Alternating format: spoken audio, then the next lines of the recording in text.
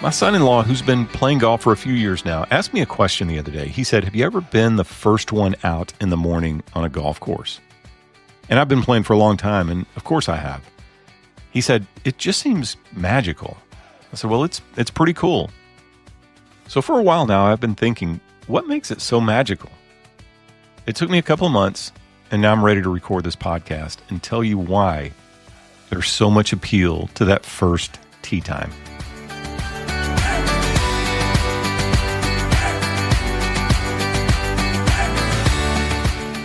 Hey friends, this is Mark, and this is Shanktification. Thanks for joining us. And if you've ever had the first tee time of the day, you know how special it is. You know exactly what I'm talking about. There's something special about pulling into the parking lot while it's still dark. The clubhouse lights are on, but the sun hasn't even made an appearance. The air is cool, the kind of cool that feels refreshing rather than uncomfortable. You may even need a pullover for the first few holes. You can smell freshly cut grass before you can even see much of the golf course. As you make your way to the first tee, the world feels different. The birds are just beginning to wake up. The maintenance crew is finishing up their work.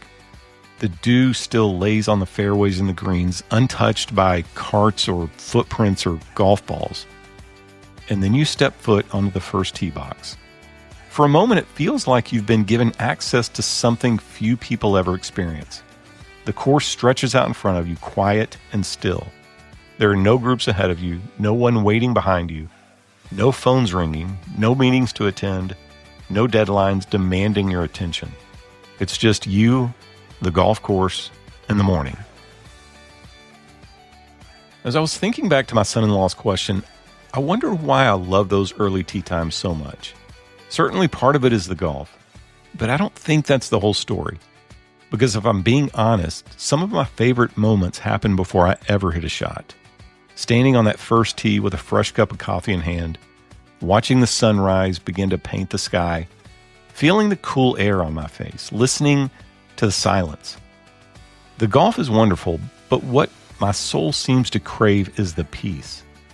And the more I've thought about it, the more I've realized that those quiet mornings remind me of something I see throughout the life of Jesus. Jesus spent a surprising amount of time alone. When you read the Gospels, you discover that he was constantly surrounded by people. Crowds followed him everywhere.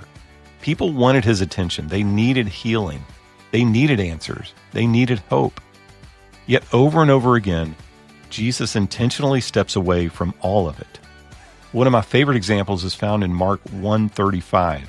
It says, very early in the morning, while it was still dark, Jesus got up, left the house, and went off to a solitary place where he prayed. I love that detail, while it was still dark. Before the crowds arrived, before the requests started coming in, before the demands of the day took over, Jesus sought solitude. Not occasionally, but regularly. And that's what's fascinating to me, because if anyone had a legitimate excuse to stay busy, it was Jesus. People genuinely needed him. Lives were being changed. Ministry was happening everywhere he went. Yet he continually made time to be alone with his Father. If Jesus needed that kind of solitude, what makes us think we don't? The truth is, most of us live in a world that makes solitude increasingly rare. Every spare moment gets filled with something. We're driving, so we turn on the radio. We're standing in line, so we check our phones. We're exercising, so we put in earbuds. We're sitting in the waiting room, so we scroll social media. We've become experts at eliminating silence from our lives. And maybe we've done it for so long that silence now feels uncomfortable. When everything gets quiet, something interesting happens. Our thoughts we've been outrunning catch up to us. The worries we've managed to suppress start resurfacing. The questions we've been avoiding suddenly become harder to ignore. Silence has a way of exposing what's really happening inside of us. And maybe that's one reason we avoid it. Because noise can distract us from ourselves. Or maybe we've turned the noise into a hiding place. But solitude, it doesn't allow for that. It invites us to slow down long enough to see what's really going on beneath the surface. I think that's part of why alone time with God can feel challenging. Not because God is difficult to be with, but because stillness forces us to be honest. Honest about our fears, honest about our struggles, honest about our need for Him. Yep, that honesty is exactly where transformation begins. Psalm 46:10 says, "Be still and know that I am God." That's a verse many of us know, but I'm not sure many of us actually practice it. Because stillness isn't something our culture values very highly. We celebrate productivity. We celebrate efficiency. We celebrate hustle. But stillness often feels unproductive. And yet God seems to place an enormous value on it. Because stillness creates space.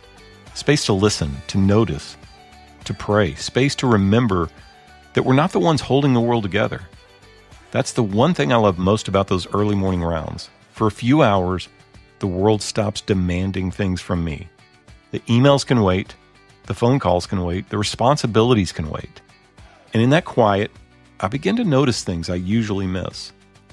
The colors of the sunrise, the beauty of creation, the faithfulness of just another day, the presence of God.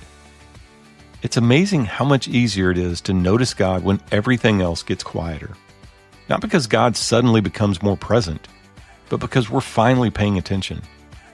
The reality is that God often speaks in whispers rather than megaphones. Not because He lacks power, but because whispers require closeness. And closeness requires time. Nobody accidentally develops intimacy with God. Just like nobody accidentally ends up with the first tea time of the day. You set the alarm. You get out of bed when you'd rather stay under the covers. You make the effort.